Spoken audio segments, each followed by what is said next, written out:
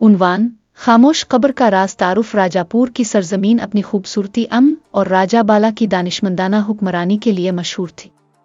राजा बाला न सिर्फ एक बहादुर जंगजू थे बल्कि इंसाफ के अलंबरदार भी थे। लेकिन हालिया दिनों में एक खौफनाक अफवाह ने रियासत को हिलाकर रख दिया था।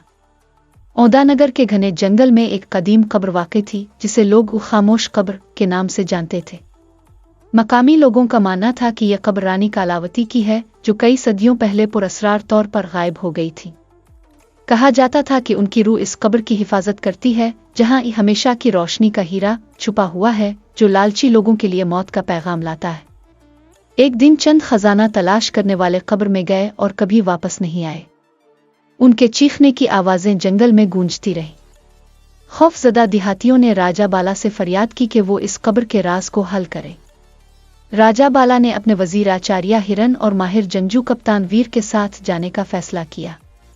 उन्होंने वदा किया कि वो इस लानत का खात्मा करेंगे। कब्र की जानिब सफर जंगल की जानिब सफर करते वक्त राजा बाला और उनकी टीम को कई अजीब व गरीब वाकयात का सामना हुआ में सरगोशियां सुनाई देती, दरख्तों के पीछे साए झिलमिलाते और जानवर गैर मामूली तरीके से बर्ताव करते। रास्ते में एक बूढ़ा सन्यासी उनसे मिला जिसकी आंखों में हिकमत की रोशनी झलकती थी। सन्यासी ने कहा, यह कब्र एक लानत है जो सच्चाई और इंसाफ को आजमाएगी। सिर्फ वही लोग उसके राज तक पहुंच सकते हैं जो दिल के सच्चे हों। इसने राजा को एक तावीज दिया और कहा, इसे अपने पास रखना, यह तुम्हें अंधेरे में रोशनी देगा। लेकिन याद रखना, आजमाइश आसान नहीं होगी। कब्र के अंदर कब्र के दरवाजे पर बैलों की झाड़ियां छाई हुई थीं जिन्हें काट कर रास्ता बनाया गया। दरवाजे पर पत्थर की कदीम इबारतें कंदा थीं जो रानी कालावती की जिंदगी की कहानी सुनाती थी। मैं रानी कालावती हूं जिसे धोखा देकर मार दिया गया। अब यह कब्र मेरी सजा और मेरा इंतकाम है। जो कोई भी यहाँ आए इसे अपनी नीयत का जवाब देना होगा। अंदर दाखिल होते ही कब्र की खामोशी ने उन्हें अपने हिसार में ले लिया। यह जगह निहायत पुरअसरार थी। पहला जाल, जैसे ही वो आगे बढ़े फर्श नीचे गिरने लगा, लेकिन राजा बाला की हाजिर दिमागी ने उन्हें बचा लिया। दूसरा जाल, एक तंग रास्ते से गुजरते वक्त दीवारों से तीर निकलने लगे। कप्तान वीर ने अपनी ढाल से सबको महफूज रखा। भूल बिलियन, कब्र का अंदरूनी हिस्सा एक भूल बिलियन था जो बार बार रास्ता बदलता था। आचार्य हिरन की जहानत से वो सही रास्ते पर वापस आते रहे। आखिरकार वो मरकजी कमरे तक पहुंच गए जहां रानी कालावती का ताबूत रखा हुआ था। कमरा खजाने से भरा हुआ था लेकिन जगह जगह खून के धब्बे और टूटे हथियार मिलते थे। रानी की रूह का ज़ुहूर जैसे ही राजा बाला ताबूत के करीब गए, कमरे की फिजा सर्द हो गई।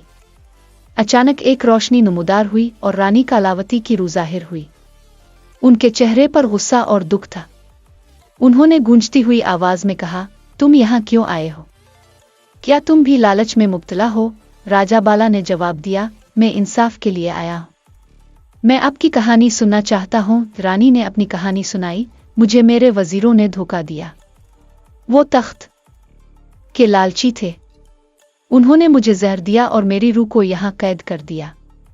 इस हीरे को मेरी सजा बना दिया गया जो हर लालची इंसान को बर्बाद कर देता है। रानी ने राजा बाला को 3 मुइमा दिए। 1. इंसाफ किया है। 2. ताकत का असल मकसद किया है। 3. लालच और ज़रूरत में फ़र्क किया है। राजा ने अपने दानिशमंदाना जवाबात से रानी को मुतासिर किया। आखिरी इंकिशाफ रानी ने एक किताब दी जिसमें लिखा था कि हमेशा की रोशनी का हीरा दरअसल एक लानत है जो ताकत और दौलत के लालच को सजा देता है।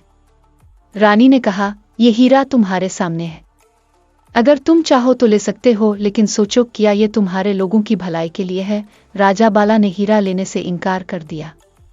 उन्होंने कहा, मेरी रियासत के सुकून और मेरी रूह की पाकीज़गी से बढ़कर कुछ नहीं। रानी उनकी ईमानदारी से मुतासिर हुई।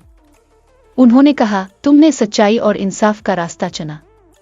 तुमने मुझे आज़ादी दी। रानी की रूह आज़ाद हो गई और कब्र कांपने लगी। वापसी राजा बाला और उनकी टीम कब्र से बाहर निकलने में कामयाब हो गई। कब्र जमीन में दफन हो गई और आसमान पर रोशनी का एक हाला नमूदार हुआ। रानी कालावती की आखिरी मुस्कुराहट ने सबको सुकून दिया। राजा ने वापस आकर अपनी रियाया को ये कहानी सुनाई। ये कहानी ईमानदारी, इंसाफ और लालच से दूर रहने का सबक बन गई।